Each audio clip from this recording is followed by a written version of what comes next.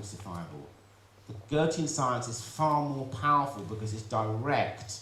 The word physics from Aristotle is the first science, the first experience with nature. Intellect doesn't like that. Blech, mucky. No touchy-touchy. Okay? We are touching, we are going in. But the problem is, we're going in with this stuff hanging behind us. We've got to change the background. I tell all my students, when you watch me, this is the foreground. You can watch the foreground as much as you want, but without that behind you, this doesn't mean a thing. We're stuck with this background. We have to shift the scenery on the stage. We know Descartes because of his X, Y, Z axis. This is Cartesian science. So we get out of this, we get flexion, extension, side bending. Right? This is where it comes from. So we've still got this Cartesian background. When we're talking cranial, flexion, rotation, this contracting, expanding, this is all Cartesian. Nothing, we will never move on until we can control this. I'm not against it, but it's not osteopathic. It's always there, it'll always be there forever. But it's dominated too much, and it's held us back. So mind and body substances. Now, this is whole thing about Descartes' demon. That's why we actually are not sure. We doubt ourselves all the time. It's doubt. This is where we get confidence problems. The word experiment and experience in English has the intransitive word experiens, which means to fear. And perire is also in the word, which means to go forward with caution. Constant caution. So what we do is we put things in place for this caution. It's called method. It's called discipline. It's called religion. So we have this ritual. Manipulative techniques of any kind are a ritual. They tend to put barriers between things. The power of the church is that who holds the ritual. A.T. Still didn't teach technique formally. It just get in the way. He said to, I think it was Hildred through Booth's book, when he went with him in a buggy once to see a few patients, still said, look, just wait there for a minute. Came in, came out, happened again, then came in, came out. Next day, Hildred said, why didn't you let me come in? I don't want you imitating me. So if you don't imitate me, people are saying, well, what am I supposed to be thinking? I said, philosophy teaches you how to think, how to reason. You know, as a good example, the reflex. We talk about reflexes all the time. The reflex is not a medical concept, it's a religious concept. It goes back to 1633.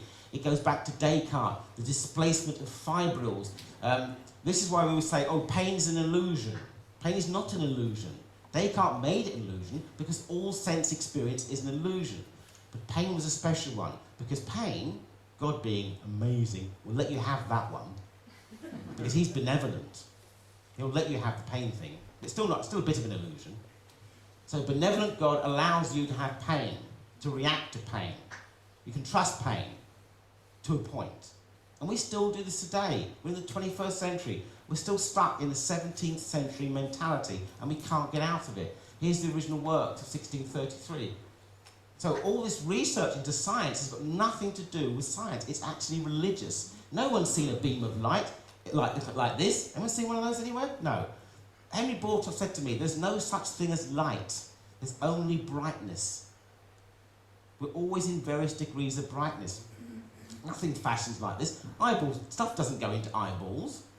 You imagine if light went into your eye, like a magnifying glass, focusing the light. You'd be, well, you just pass out, basically. Light does not enter the eye. Sound does not enter the ear. We'll be looking at this a bit later. This comes from this phenomenon. Once we change this, we can then explain how we treat things, because people get better when we treat them. But if we explain them in this fashion, suddenly we're treating a patient's neck and they see, it can't be explained by this, therefore it doesn't exist. It can't happen. It does. Because we've got the wrong science in place. We're seen here as passive. We're always seen as passive. Descartes said, we are bodies of wax to be impressed upon. We're seen as passive. The patient is seen as passive. Involuntary motion, passive. This is Cartesian. It's not passive. And the pineal gland, naturally, this is where the brain is, this is where we're thinking. This goes back, the pineal gland is where God contacts us to move the dead body. This is the point of contact, the pineal gland. This is why we do this when we talk about thinking. Why do I sense? I think in my head. Goethe came up with a very simple answer. All our senses, other than touch, are above the bottom lip. Why are they above? Yeah, all our senses, other than touch, touch is a whole body sense. Every sense other than that is above the bottom lip. Why is the brain where it is? Because the mouth. That's the way in. That's why our senses are here, to protect what goes into the organism. We sense, we think in our heads, because this is where our senses are. Although my girlfriend disagrees that my senses are probably done better. So our sense of awareness is primarily here. The brain doesn't think. We think with our brains. Hands don't manipulate, we manipulate with our hands. If there's a loud, even when William James wrote this down, if there's a loud bang or a loud noise, you don't go, oh, what's that? What you do this. That's where we do things. This came before this. We can talk about the oldest part of the brain, it doesn't matter. This came before this. I don't say, oh, I'm nervous, I've got to go into an examination. I do that. This is the primary issue, not this cranial thing. It's here. Again, everything we do is passive. We're seen as this representation. This is called the representational theory, where light enters the eye. I'm just checking the time. 10:04, good. So light enters the eye, stimulates the optic chiasma, goes to the back of the brain, and then we see. Because there's a little man sitting there who's doing the seeing for us. We're seen as passive. It's known as the representational theory. We can't see nature directly because we're looking through a lens, which we're looking behind the screen. We can't look at it directly. And then we get this ridiculous idea of some homunculus who's splitting us into pieces because we can't trust ourselves to look. We always have to have something else. And if there's nothing else, then there would be no God, and then we'd be in trouble. We have to trust ourselves. I'm surprised people can cross the road these days on this theory. So this is the main instigator of a lot of this idea. Isaac Newton, who knew nothing about anything as far as Henry Bortoft was concerned. No one ever turned up to his lectures, ever. Well, a few at the beginning. He used to come into his lectures, walk up to the lectern, and the room would be empty because no one turned up, because no one understood a word he was talking about. And he just took the whole lecture and then just leave. Still got paid, I think. Isaac Newton, Mathematical Principles of Natural Philosophy, 1687. Henry Bortoft went through this in detail. So his idea of forces acting on things, this was known as Catholic principles, the two Catholic principles of matter and motion. This is the hand of God again. Whenever you talk about cause and effect, it's the and that's the most important thing. That's where God sits. He's the prime mover. God was always in the system. And then we end up with these three principles from Boyle to Isaac Newton. So Newton extended upon Boyle's idea. So Newton made things more complete. Now, here's an example of Newtonian science, Isaac Newton science, and Goethe science. We're told through school today, even through the textbooks, that white light leads to colours. This is not correct. NASA now knows this because they went on spacewalks and they went, this doesn't make any sense. White light does not lead to colour. Colour is between white light and darkness. It's between. Colour arises out of the slow degeneration or breakdown of light back into darkness. All our shadows are dark.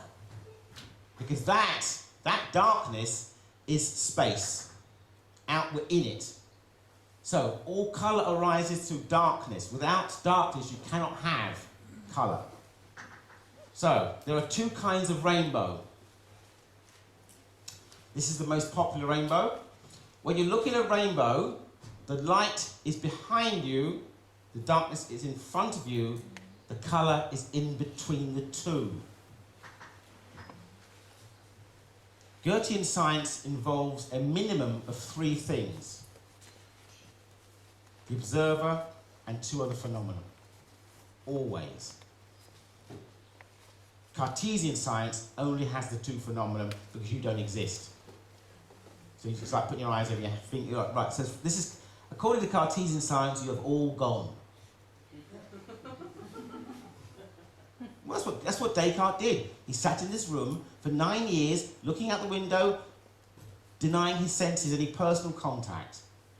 And that's the basis of modern science. As I said, no wonder we've got problems. So where's the other rainbow? Are you ready for the other rainbow? This rainbow occurs during the day. The other rainbow is at night.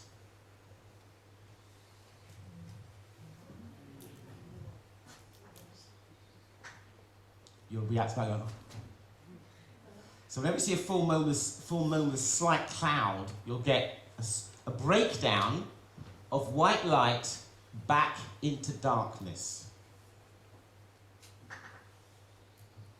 This is the difference between Goethean science and Cartesian science. Gravity, the distortion of space. Stephen Hawking. Stephen Hawking, for me, is the old-fashioned storyteller sitting around a fire at night in the 14th century. He is the height of intellectualism. But even he now is fearing for us. He's gone so far at one end, he's had to come back again. He's now fearing that we are going to be overrun by robots and overrun by technology. The very mathematical system that he's using to theorize about black holes. He's now fearing this. So, gravity, attractive property of matter. You sometimes speak of gravity as essential and inherent to matter. Now, it's important for osteopathy. Why? Because of my posture. Okay. So we've got to understand gravity. Pray, do not ascribe that notion to me. This is Isaac Newton talking. It's got nothing to do with me, gravity. For the cause of gravity is what I do not pretend to know, and therefore would take more time to consider it. This was a letter to Richard Bentley 5 years after the publication of The Principia. This was published in 1957. He knew nothing about gravity. Doesn't exist. Okay? Henry Bortoff said to me, the reason this glass does what it does is because the universe allows it. This came through trial and error. Isaac Newton knew nothing about gravity. Get a good film out of it, though. So, he wrote about gravity, or wrote about science, in The Spirit of Nature, the direct agency of God. Newton preferred this one. The idea of gravity is the direct agency of God. So here we have the God phenomenon again. Haven't got a problem with that. But let's just recognise it. It's in everything. We're not going to escape it. We must understand it, otherwise it leads to confusion. You do one thing, the modern science can't explain it. So many times I have osteopaths saying to me, you know, I'm trying to explain what I'm doing. I go, you can't under that system because there's no facility for explanation in the Cartesian system. It's only a process of falsification. You can tell me what you didn't do, because that's what science does. So when we have medical research and science, scientific journals all around the world, what's the most common final sentence of medical research papers? Because it's trying to, the thing isn't there, it's not in the system. Sorry, more research needs to be required, which is because it's not in there. Why are we chasing a system that actually isn't helping us? So when I'm in a room full of doctors and they go, well, it works, you know, I go, yes, it works. Why does it work?